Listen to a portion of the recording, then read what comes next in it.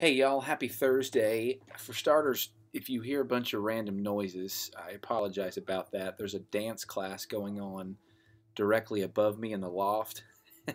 It sounds to me like one of these young ladies is about to come crashing through the roof, so we'll see what happens. Who knows, maybe you'll get to watch a future multi-millionaire hit on YouTube when that happens. But anyway, I'm pretty excited about these lessons that we're doing the next 2 weeks. I hope not. Some of you may very well have rolled your eyes when you saw that we were doing 2 weeks on bacon. Um, but there really is something incredibly important about all of our students, yes, even our seniors, understanding why the Old Testament law is such a big deal. Even more so, understanding the principle of being set apart and why that matters. And then next week, we're really going to delve into why what Jesus did is such a big deal. And it's not just about us getting to go to heaven, it really is understanding theology and understanding how we were incapable of keeping the law, but Jesus could do it perfectly. And that's a beautiful thing. So, where, just a heads up, you guys that have juniors and seniors, a lot of times where students' faith begins to fall apart is when people start picking at the Old Testament. And so we have the ability, not just with this study, but really over the next 12 weeks when we get back into the Gospel Project, of helping affirm why the Old Testament does matter so much. And even getting into some of the whys of why God said don't do this and so on. So these could really be big. So it's presented in a fun way, which is helpful. But these lessons do matter. So, so again, don't roll your eyes. Let's roll with this, and I think we'll get some good stuff out of the students. So, for starters, the opening questions. Scrap the right there at the start of the section, and I got my notes here a second ago on it. Oh yeah, here it is.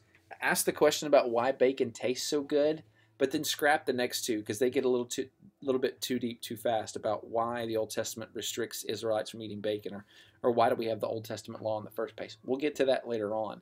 Instead, ask them, why does bacon taste so good? Ask them if there's anything that they love to eat with bacon, like for instance my joy of mixing bacon and Oreos. That's a lot of fun. And for those that don't like bacon, and there'll be a handful of them that don't, say what's something that you really, really enjoy or crave like other people do crave bacon. Those are some good questions. And then jump into, if you want to do some fun studying, read through a list of animals, specific animals that would have been unclean. There's a number of foods that we do like to eat, for instance, shrimp or catfish or crabs or lobster. All of those would have been no-no. But then there's some fun ones too, like cats. You couldn't eat cats. You can't eat ferrets. You can't eat eagles. A handful of silly animals that we would never eat. You weren't allowed to eat kangaroo, although kangaroo meat's really not that bad. So anyway, you can get into that too. And again, that's something to get them laughing.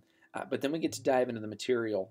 So there's something I think is really worth noting. When God made Adam and Eve, he said you can eat all the plants you want to, but that's all they were allowed to eat. So vegetarian was the original thing, right? But after the flood, it became okay to eat animals, and then we reached the point where it was just certain animals. But then, after Christ and His sacrifice happens, all animals are now on the table, and I like to call this just the progressive goodness of God, or the progressive freedom, if you even want to look at it from that standpoint. And that's a really cool deal. But help them see that it's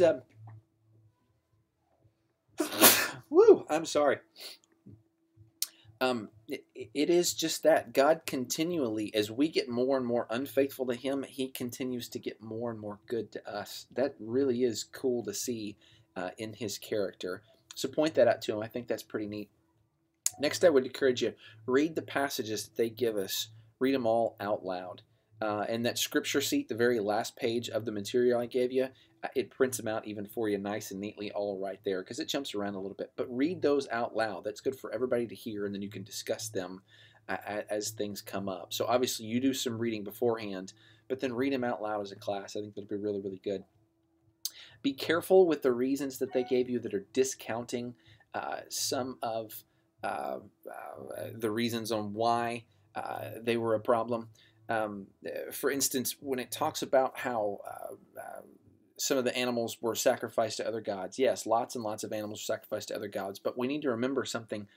It was Abel that was sacrificing animals very first off. And it doesn't actually tell us which animals that he was sacrificing. Um, the idea of bringing sacrifices to God, um, they didn't just pull that out of nowhere. God was the one that was encouraging them to bring sacrifices. So the question has to be, well, what animals did God say bring to me, and what did not? You can always go back to Adam and Eve and learn some stuff. So again, be careful with the discounting that they offer to you. There was some other ones that they brought up. What was the that I wanted to point out to you? Oh, the bulls. Bulls were an Egyptian god. So it's not just that the Canaanites were sacrificing animals. The Jews had already been sacrificing bulls. That would have made the Egyptians angry because they worshipped bulls themselves. But anyway, just be real careful with those discountings of the reason. There's really, really solid stuff there. But number one may be the most important, and it really is just that. Uh, God doesn't just give us random, useless rules. The rules He gives us always have a purpose behind them.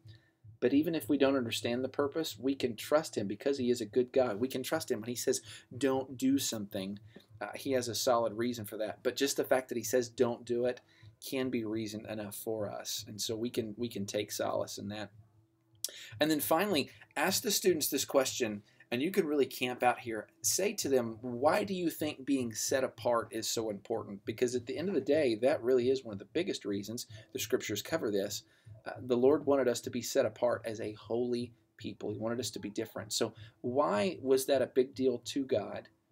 And why does that matter now today as well? Because it does. And you'll notice there's one passage that matches up almost perfectly with the passage from 1 Peter when he says that the Lord has set us apart to be a holy people, a high priest. He said He was going to do that with Israel and the Old Testament as well. So why does God want us to be set apart? Guys, I love y'all. Can't wait to hang out with you on Sunday. We'll talk to you later. Bye.